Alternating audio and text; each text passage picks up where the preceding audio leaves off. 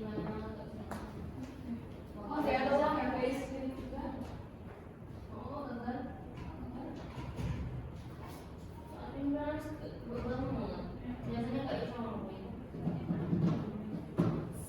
Assalamualaikum warahmatullahi wabarakatuh. Waalaikumsalam warahmatullahi wabarakatuh. Selamat pagi anak-anak semua. Pagi, Bu. Sebelum mulai pembelajaran pada pagi hari ini, alangkah baiknya untuk kita berdoa terlebih dahulu. Kepala lagi. Ketua kelas, tolong disiapkan berdoanya.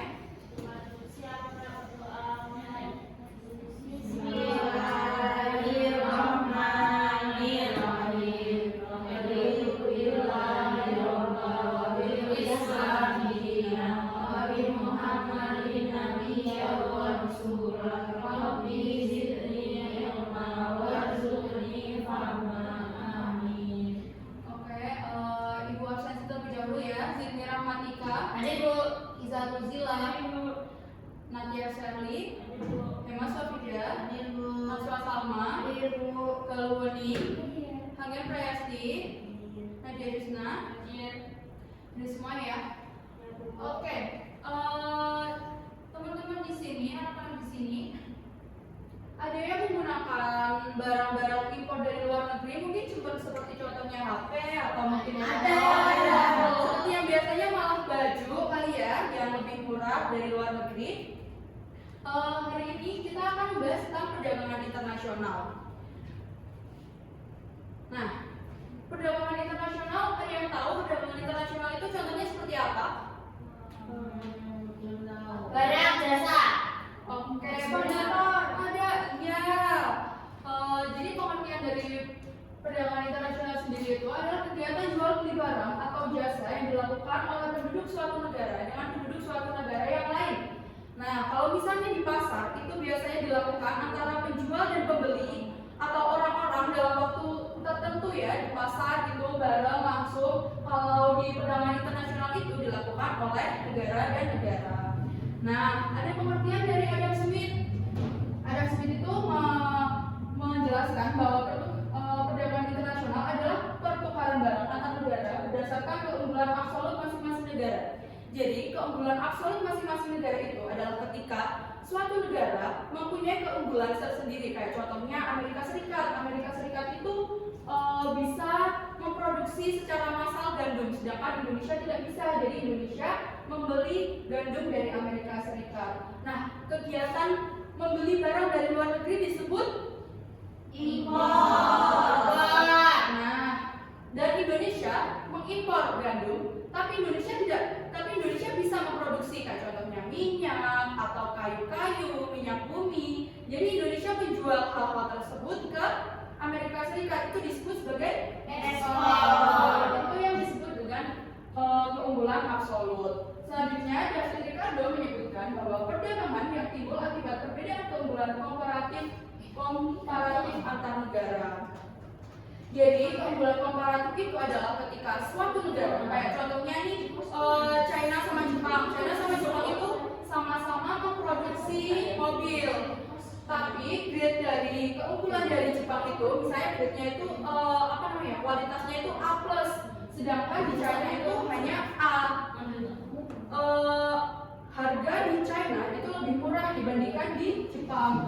Indonesia memilih untuk beli di China dengan harga yang lebih murah, itu yang disebut dengan keunggulan komparatif. Selanjutnya ada Amir MS, proses tukar-menukar barang yang didasarkan atas kehendak sukarela dari tiap negara. Jadi di perdagangan internasional itu tidak ada yang namanya pemaksaan. Lalu selanjutnya ada faktor-faktor pendorong dari perdagangan internasional. Yang pertama adalah perbedaan sumber daya alam. Setiap negara itu memiliki sumber daya alam yang berbeda-beda. Jadi mendorong untuk terjadinya sebuah perdagangan internasional ini. Nah, kalau misalnya semua negara itu memproduksi hal yang sama, itu kan tidak mungkin ya. Nah, contohnya Indonesia dengan sumber daya alam yang melimpah berbeda dengan Jepang dengan negara yang lebih sempit. Jadi ada pertukaran kekayaan alam di situ, ada pertukaran barang di situ dengan adanya perdagangan internasional. Kemudian perbedaan teknologi. Negara maju memiliki teknologi yang lebih canggih sehingga mengekspor produk yang berteknologi tinggi. Seperti yang dijelaskan tadi, kayak contohnya Amerika Serikat atau Jepang atau China, mereka adalah negara-negara yang maju. Mereka bisa memproduksi teknologi yang lebih canggih, sedangkan Indonesia itu masih negara berkembang yang dimana barang-barangnya itu hanya memproduksi sumber daya alam secara murni saja, belum bisa secara teknologi. Selanjutnya, perbedaan biaya produksi, perbedaan efisiensi produksi antar negara menciptakan peluang perdagangan. Indonesia untuk memproduksi gandum secara massal akan membutuhkan biaya yang lebih tinggi dibandingkan dengan Amerika Serikat yang memang terbiasa untuk memproduksi gandum dengan massal. Jadi daripada memproduksi sendiri dengan biaya yang besar, Indonesia lebih memilih untuk mengimpor gandum dari Amerika Serikat. Perbedaan selera. Konsumen di berbagai negara memiliki perbedaan selera terhadap sesuatu hal. Kayak contohnya, saya menyukai coklat yang berasal dari London, sedangkan teman saya menyukai coklat yang Belgia, Bu. oh iya, Dubai berasal dari Dubai. Nah, seperti itu kan ada perbedaan selera ya. Jadi impor itu dilakukan. Terus adanya perluasan pasar. Setiap produsen itu pasti ingin jika produksinya atau bisnisnya itu berkembang lebih luas. Jadi dengan cara perdagangan internasional ini, produk yang dihasilkan oleh dia akan diperkenalkan ke negara lain. Terus selanjutnya adalah memenuhi kebutuhan.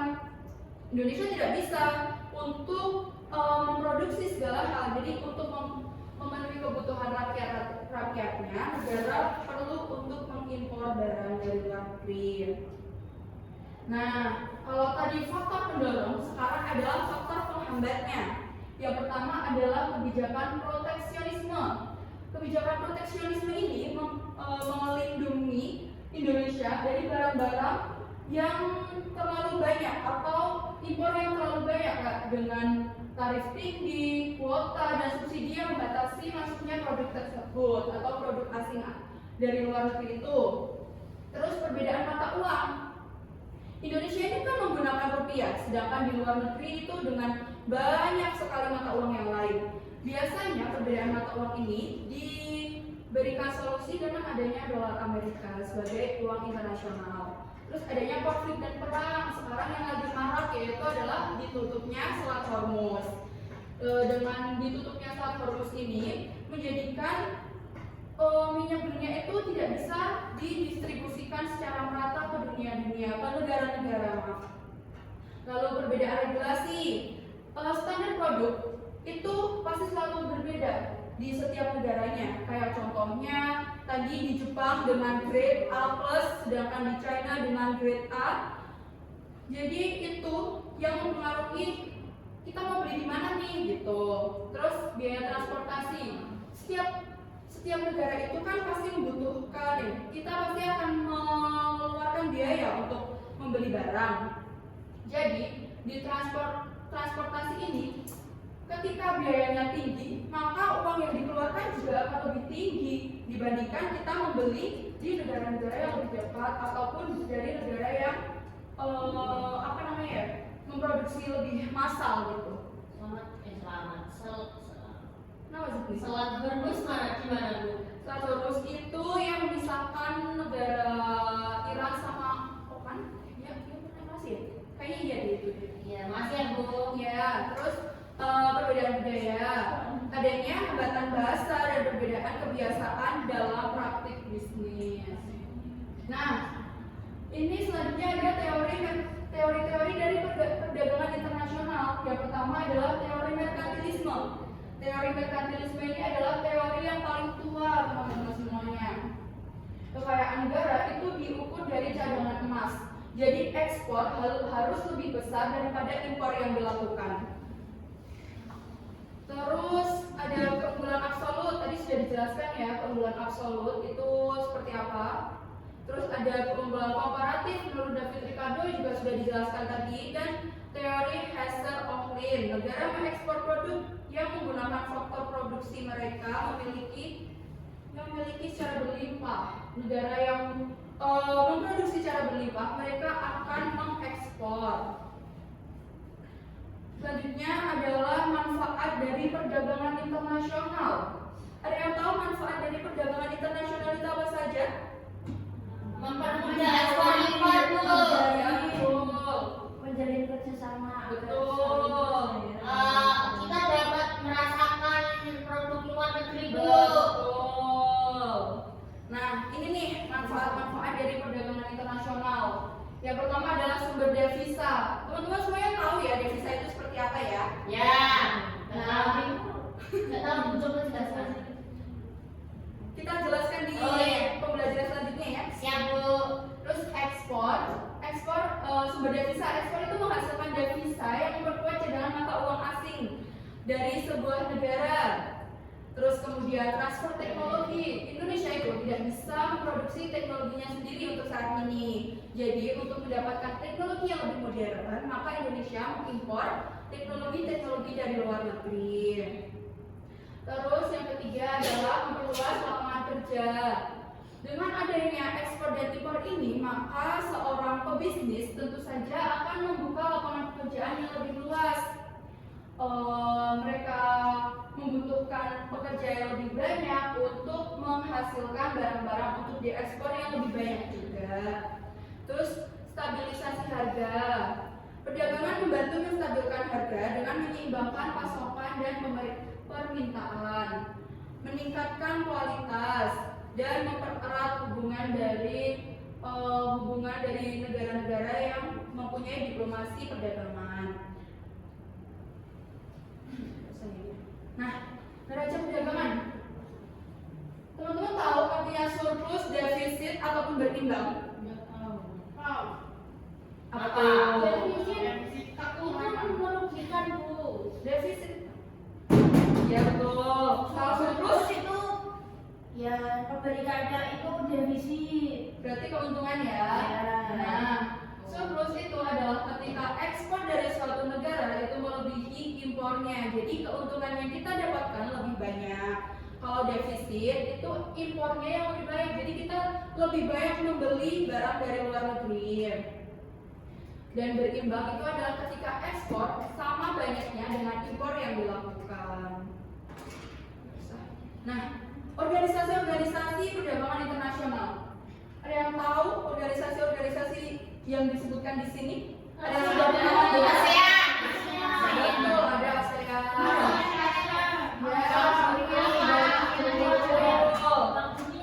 Yes.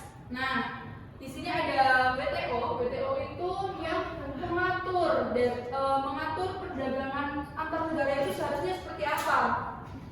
Terus juga ada menyelesaikan sengketa perdagangan apabila dalam perdagangan itu terjadi sebuah masalah dan menegosiasikan perjanjian perdagangan bebas yang berdiri pada tahun 1995.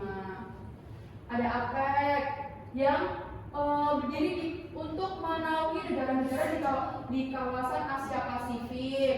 Terus ada Bank Dunia yang menyediakan model untuk pembangunan ekonomi dari suatu negara. Ada ASEAN yang Indonesia termasuk di dalamnya di wilayah-wilayah Asia Tenggara. Ada International Monetary Fund dan ada UN Conference on Trade and Development.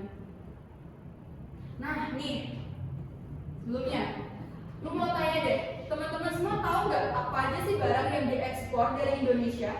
Sepatu. Sawit, cengkeh, nikel, batu bara, benar. Kalau yang diimpor apa aja? Sawit, Yang diimpor, bayu, mobil, HP. ya HP, teknologi itu ya. Yes, betul. Nah, ini nih barang-barang yang diekspor dan diimpor oleh Indonesia. Yang pertama minyak sawit. Indonesia terkenal banget nih sebagai penghasil sawit terbesar di dunia. Terus kemudian ada batu bara, ada minyak dan gas bumi, karet alam, tekstil dan pakaian, kayak contohnya di garmen-garmen gitu ya. Terus produk teknologi. Sebenarnya produk teknologi salah ya, maaf.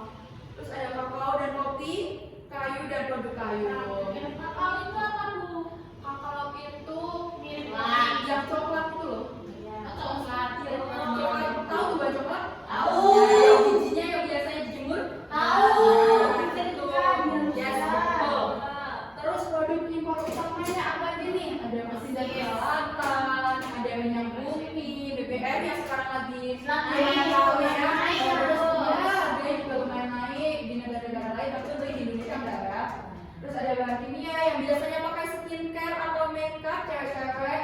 Terus ada besi dan baja, bahan baku industri, gandum, plastik, dan kendaraan bermotor.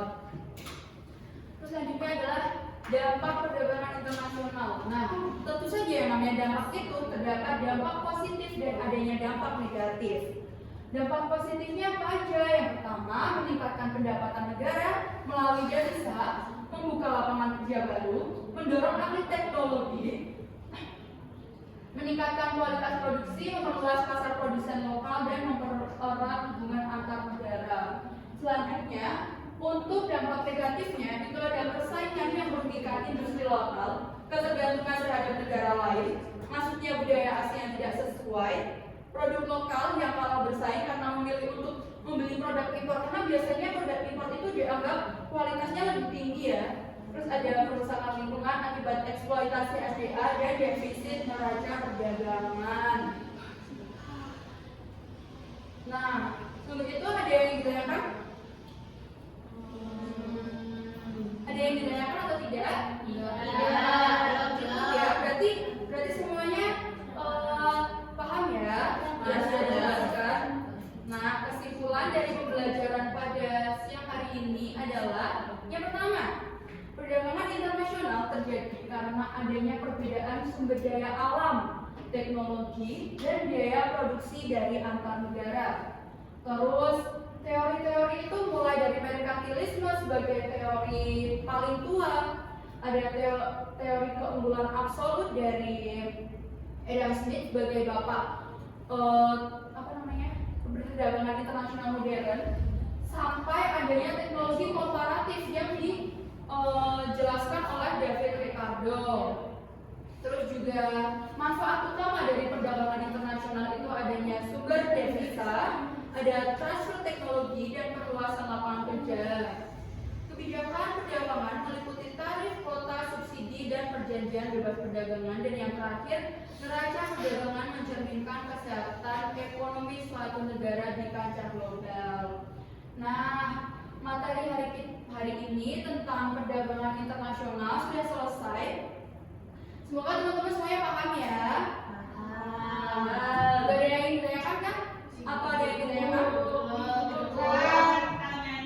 Oke, kalau misalnya sudah paham semuanya, nanti tolong dikerjakan LKS halaman 19 sampai 21. Di situ ada pilihan ganda, terus ada isian singkat dan esai. Minggu depan kita cocokkan ya teman-teman ya.